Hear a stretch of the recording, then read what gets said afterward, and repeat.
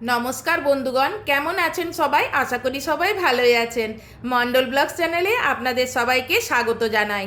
আজকে আপনাদেরকে গরমে দুটো ড্রিঙ্কস রেসিপি তৈরি করে দেখাবো, যেগুলো খেলে আপনার শরীর ঠান্ডা থাকবে, গরমও কম লাগবে।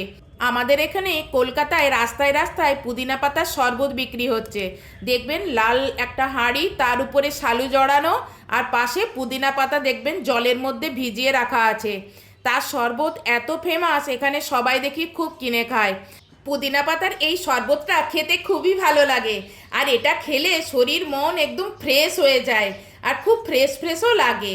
এভাবে আপনিও বাড়িতেই বানিয়ে নিতে পারেন পুদিনা পাতার এই শরবত, যেটা আপনি বাজার থেকে কিনে খান। এতক্ষণে নিশ্চয়ই বুঝেই গেছেন, যখন পুদিনা পাতার শরবত হচ্ছে নিশ্চয়ই পুদিনা পাতাটা তো অবশ্যই লাগবে। সেই জন্য আমি আমার বাগান থেকে পুদিনা পাতা ছিঁড়ে নিয়ে এসেছি। আপনি বাজার থেকে পুদিনা পাতা কিনে নেবেন। এবার পাতাগুলোর পেছন দিকগুলো একটু খেয়াল রাখবেন, সেদিকে মাকড়সার ফাঁদ থাকে, সেইগুলো দেখে তারপর জল দিয়ে ধুয়ে তারপর জলে কিছুক্ষণ ভিজিয়ে রাখবেন। তাহলে পাতার উপরে যে ধুলোবালি থাকে সেইগুলো তাহলে সহজেই ঝরে যাবে, আর তাহলে মুখে বালি ক্যাচক্যাচ করবে না। তারপর আমার যেহেতু অল্প পরিমাণে আছে, তাই জন্য আমি এটা শিলনোড়াতে বেটে নিলাম। আপনার যদি শিলনোড়াতে বাটতে কষ্ট হয়, আপনি গ্রাইন্ডারে বেশি পরিমাণে পাতা দিয়ে এটা বেটে নেবেন। এই শরবতটি করতে পুদিনা পাতা ছাড়া আর লাগবে একটি পাতিলেবু, আর একটি জলজিরা, আর একটু বিট লবণ। চলুন শরবতটা শুরু করি। প্রথমে একটা গ্লাসে পুদিনা পাতার পেস্ট নেব, একটু বেশি করেই নেবেন। আমি এখানে 1 চামচ থেকে 1.5 চামচ আমি নিয়েছিলাম। আর একটা জলজিরার প্যাকেট একটা গ্লাসে পুরোটাই ঢেলে দিলাম। আর এবার বিট লবণটা আপনি দেখে দেবেন, কেননা জলজিরাতেও লবণ থাকে। আর একটা পাতি লেবু বীজটা বাদ দিয়ে আমি এর রসটা পুরো হাফ নিংড়ে নেব। 1 গ্লাসে হাফ পাতিলেবুর রসটা অবশ্যই দিতে হবে। আর সাথে লাগবে বরফ কুচি আর ঠান্ডা জল, ফ্রিজের ঠান্ডা জল। ওরা বরফ গোলা জল আপনাকে পরিবেশন করে। ব্যাস চামচ দিয়ে ঘাটিয়ে নিলেই তৈরি হয়ে যাবে এই গরমে ঠান্ডা ঠান্ডা পুদিনা পাতার শরবত। একবার এভাবে আপনিও বানিয়ে খেয়ে দেখুন, কি দারুণ, কি অপূর্ব খেতে। এবার গ্লাসে একটা লেবু স্লাইস আর শরবতের উপরে পুদিনা পাতা গার্নিশ করে আপনি খান এবং বাড়ির সকলকে খাওয়ান পুদিনা পাতার শরবত। এই শরবতের রেসিপিটা আপনার কীরকম লাগলো কমেন্টসে কমেন্ট করে জানাবেন, এবং কে কোথা থেকে ভিডিওটা দেখছেন সেটা যদি কমেন্টসে জানান, তাহলে আপনাকে আমার ধন্যবাদ জানাতে সুবিধা হবে। ভালো লাগলে লাইক করতে ভুলবেন না। চলুন দ্বিতীয় রেসিপি বেলের শরবত বা বেলপানা করে দেখায়। এর জন্য লাগবে একটি পাকা বেল, আর এটি একটি পানীয় যা তৈরি হয় পাকা বেল থেকে। বাংলাদেশ এবং ভারতের পশ্চিমবঙ্গ ও উড়িষ্যার চৈত্র বৈশাখ মাসে আমরা এই গরমের সময় বেলের শরবত খাই।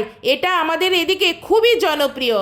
প্রথমে আমি এই পাকা বেলটা ভেঙে আর এর ভেতরের শাঁসটা নিয়ে নেব। যখন বাজার থেকে কিনবেন, দেখবেন যে বেলটা খুব হালকা হালকা লাগছে, জানবেন ওটা পাকা বেল। আর যেটা একটু দেখবেন ভারী ভারী লাগছে এবং বাইরে থেকে তো সবুজ লাগবেই, তাছাড়া একটু দেখবেন ভারী ভারী, সেটা কিন্তু জানবেন ভেতরটা কাঁচা আছে। প্রথমে পাকা বেলটা আমি ঠুকে ভেঙে নিয়ে দুখাদি করে নেব। তারপর এর ভেতরের শাঁসটা আমি বের করে নেব। এই শাঁসটা খেতে এমনিই মিষ্টি, এটা এমনি এমনি খাওয়া যায়।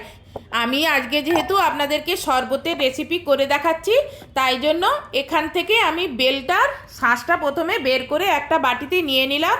তারপর এতে পরিমাণ মতো এখানে আমি ঠান্ডা জল দেব ফ্রিজের।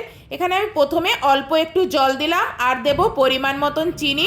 আমার যেহেতু বেলটা খুবই মিষ্টি আছে, তাই জন্য আমি হাফ বাটি চিনি দিলাম। আপনারা যদি বেশি মিষ্টি খান তাহলে বেশি করে চিনি দেবেন।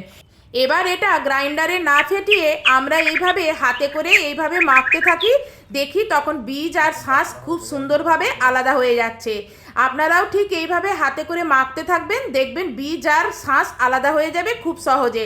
গ্রাইন্ডারে যদি করতে যান তাহলে কিন্তু বীজটা পিসা হয়ে যাবে, আর খেতে কিন্তু খুব তিতা লাগবে। সেই জন্য আমরা এইভাবে হাতে করেই শাঁসটা বের করে নিই। বেশিক্ষণ সময়ও লাগে না। দেখুন কত তাড়াতাড়ি আমার হয়ে গেল বীজ আর শাঁস আলাদা। এইভাবে চিপে চিপে বীজগুলো আমি ফেলে দেব, আর শাঁসটা আমি নিয়ে নেব। বীজটা তুলে নেওয়ার পরে হাতে করে একটু গুলিয়ে নেবেন, তাহলে যে চিনি দেওয়া হয়েছে চিনিটা তাহলে সহজেই গুলে যাবে, নাহলে চিনিগুলো গোটা রয়ে যাবে। এবার আরেকটা বাটি নিয়ে তার উপরে একটা জালি রেখে এই পাল্পটাকে ওখানে আমি ছেঁকে নেব। এইভাবে করে নিলে আর শাঁসটা দানা দানা থাকবে না, একদম পুরো মিহি হয়ে যাবে, মনে হবে যেন আপনি গ্রাইন্ডারে ফেটিয়েছেন। আমি পাল্পটা অনেক মোটা মোটাই বের করেছি, আপনারা এর মধ্যে জল মিশিয়ে আরও পাতলা করতে পারেন। দেখুন আমার পাল্পটা কতটা মোটা বেরিয়েছে। তখন হাফ বোতল জল দিয়েছিলাম, এবার বাকি হাফ বোতল জল এর মধ্যে মিশিয়ে এটাকে পাতলা করে নেব। এবার আপনাদেরকে বেলের শরবতটা সার্ভ করে দেখাচ্ছি। প্রথমে দুটো গ্লাস নিলাম, তার মধ্যে বেলের শরবতটা গ্লাস ভর্তি করে ঢেলে নিলাম। এবার আমি এর ওপরে 1 চিমটি করে দুটোতে একটু একটু করে বিট লবণ দিয়ে দেব। বিট লবণ দিলে এর টেস্টটা কিন্তু খুব ভালো হয়।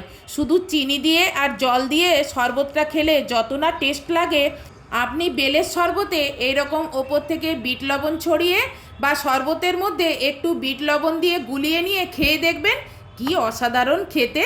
আজকের এই দুটো ড্রিঙ্কস রেসিপি আপনার কীরকম লাগলো প্লিজ একটু কমেন্টসে কমেন্ট করে জানাবেন।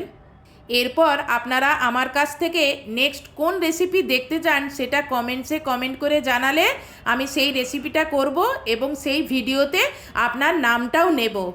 আজকে বিকেলে ছাদে এই রেসিপি করতে করতে দেখুন সন্ধে হয়ে এলো। ভিডিওটা আপনার কীরকম লাগলো কমেন্টসে কমেন্ট করে জানাবেন এবং কে কোথা থেকে দেখছেন সেটাও কমেন্টসে জানাবেন, তাহলে আপনাকে ধন্যবাদ জানাতে আমার সুবিধে হবে। আজকে এখানেই ভিডিওটা শেষ করছি, নেক্সট ভিডিওতে আপনাদের সঙ্গে আবার দেখা হবে। বাই।